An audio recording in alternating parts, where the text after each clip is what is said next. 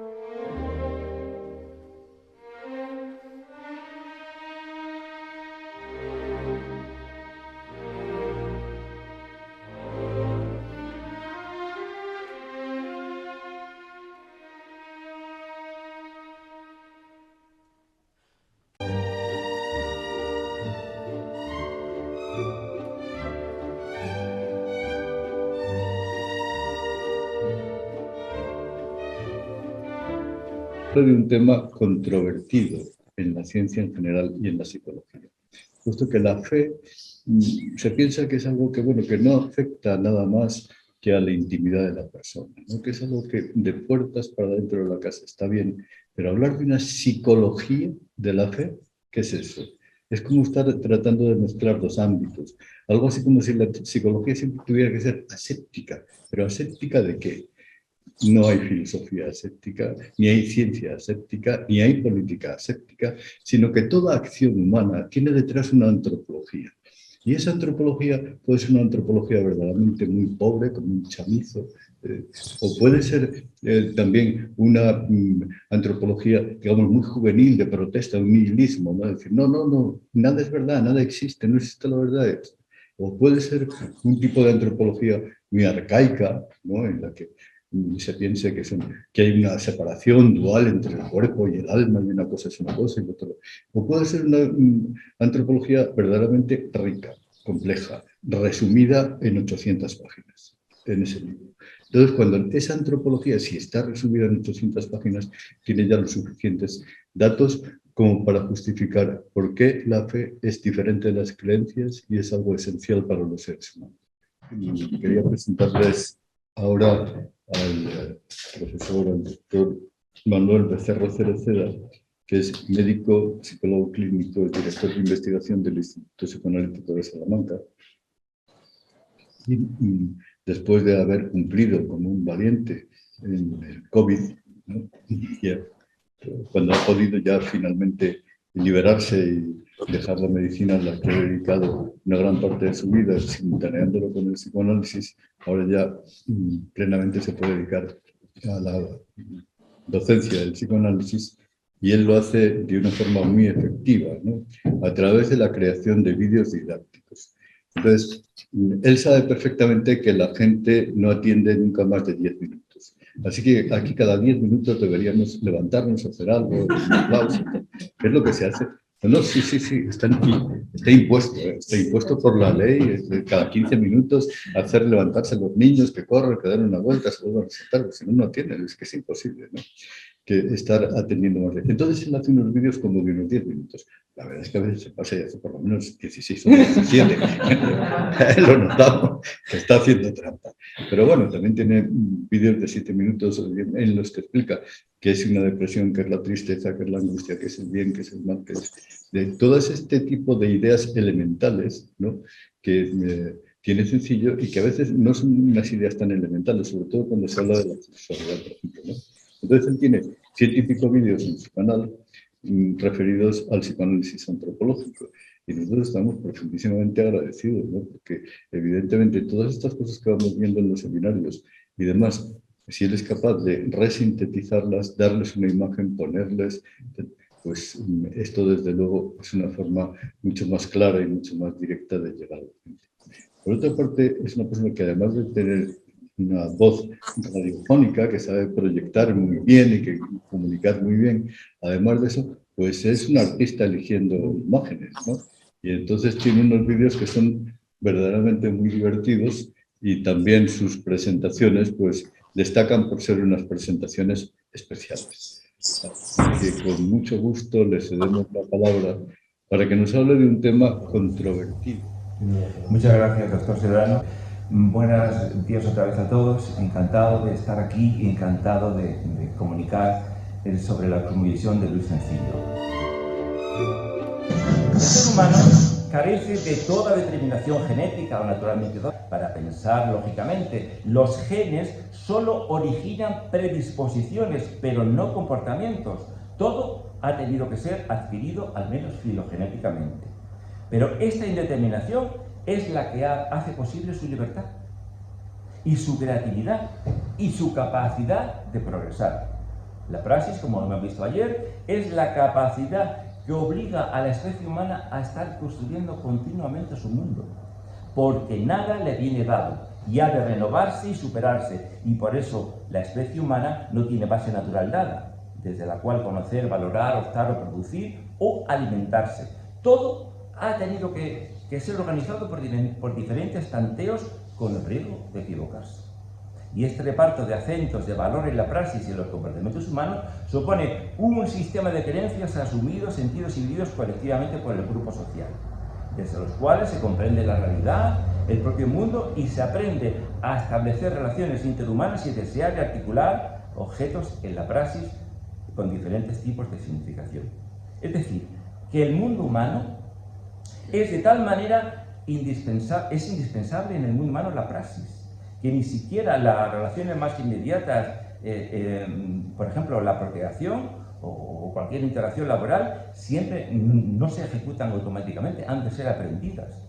Y ha de mediar en todos los casos y momentos una comprensión orientadora, un logos, una inteligencia para la realización de las necesidades e intereses que cada situación presente. Ahora bien, estos sistemas son de diferentes tipos y procedencia y se hallan implantados en distintos niveles o profundidad. Algunos son inconscientes y otros son conscientes, pero pueden ser el esquema corporal, los engramas motores pueden ser conscientes o pueden ser inconscientes, los movimientos automatizados pueden ser genéticamente o también pueden aprenderse. Las estructuras y demás, sistemas lógicos, el sistema ético que se aprende, el jurídico también se aprende, el parentesco y los valores y las creencias y sobre todo los paradigmas científicos. Todos ellos están implantados con diferente profundidad y algunos hemos dicho que están en el subconsciente o en el inconsciente humano. No se puede tener clara conciencia de lo que el hombre es en el mundo, sino lo que él hace. Quiero decir que el hombre no está en el mundo realmente, sino está en el mundo por lo que hace. No en el mundo como naturaleza, por supuesto, sino en cuanto que está realizando situaciones, relaciones o intereses. El hombre individual y colectivamente considerado nunca vive exclusivamente del pasado. Cuando se vive del pasado, lo llamamos o apreciamos que puede estar entrando en un desajuste emocional o en una neurosis, sino que su modo habitual de estar en realidad es ir anticipando su futuro. Cuando se ha llegado a una meta ya que se ha realizado, siempre queremos ir a otra. Estamos siempre en constante evolución. En la historia del ser humano, por tanto, siempre ha habido creencias y a veces no se percibe la diferencia entre las creencias mágicas y la fe bíblica que los cristianos practicamos y que ha nacido desde la antigüedad. Y en todos los casos es la religión diferencial de Occidente la que sale perdiendo y cuando se dificulta la comprensión de un fenómeno cultural como es la fe.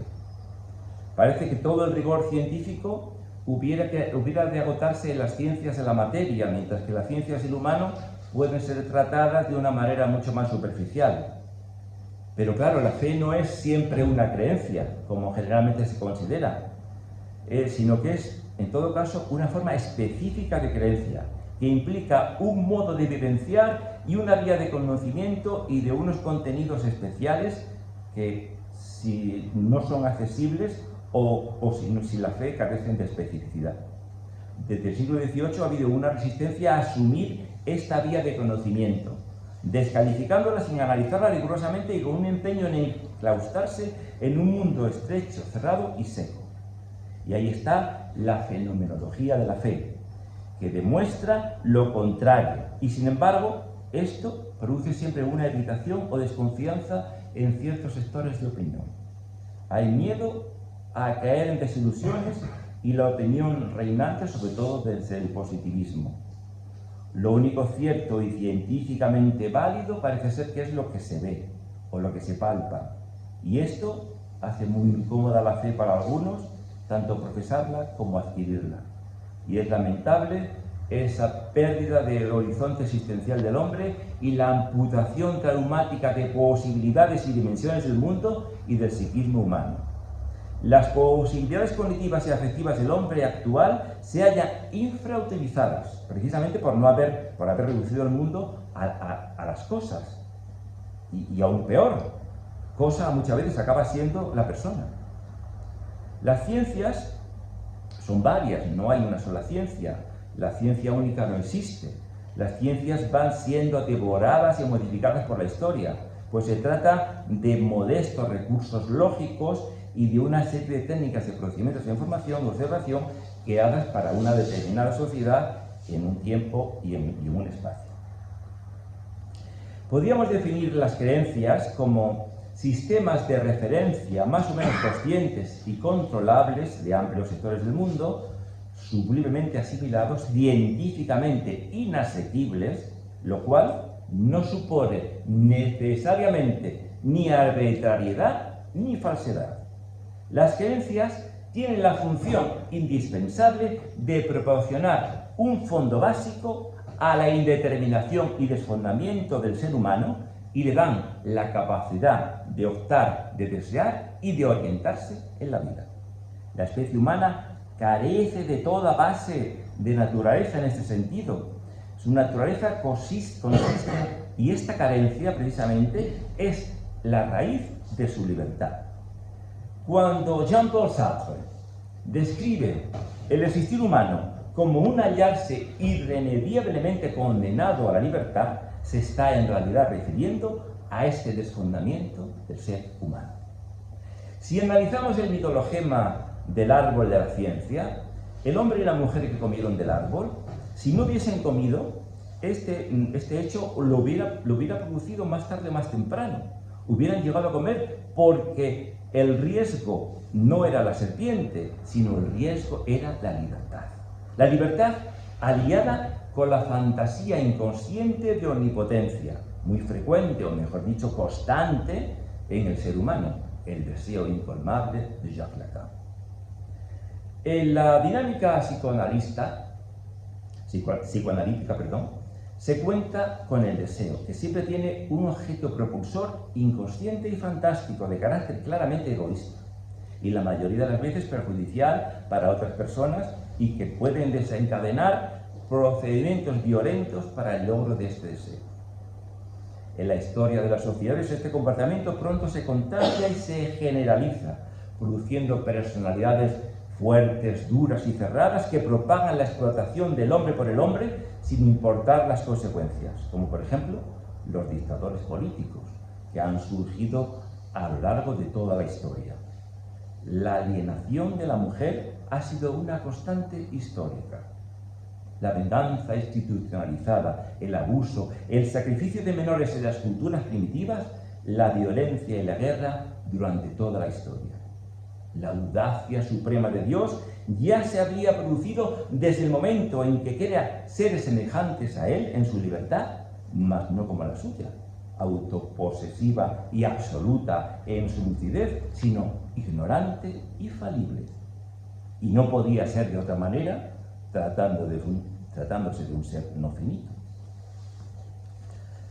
El sistema de creencias, cuando llega a formalizarse en religión y sacralizar el cosmos y numinizarse, encierra más al hombre en lo demasiado humano, poblado y regido por dioses y demonios, que reproducen los rasgos de finitud y de vitalidad del mismo hombre. La estoa, el estoicismo fue una escuela en la que la vida no podía ser entendida sin la preocupación por los demás y tampoco sin la participación activa en la vida política de la sociedad. Pero siguiendo a la estoa y apartándose de la imagen bíblica del ser humano, el pensamiento cristiano toma del acervo helenístico dos grandes préstamos y del iranío otro más. Del helenismo se deja impregnar por el dualismo alma-cuerpo, separables del psique, separando la materia. Para Anaxágoras era similar a la inteligencia y para Platón era la parte más elevada, el alma.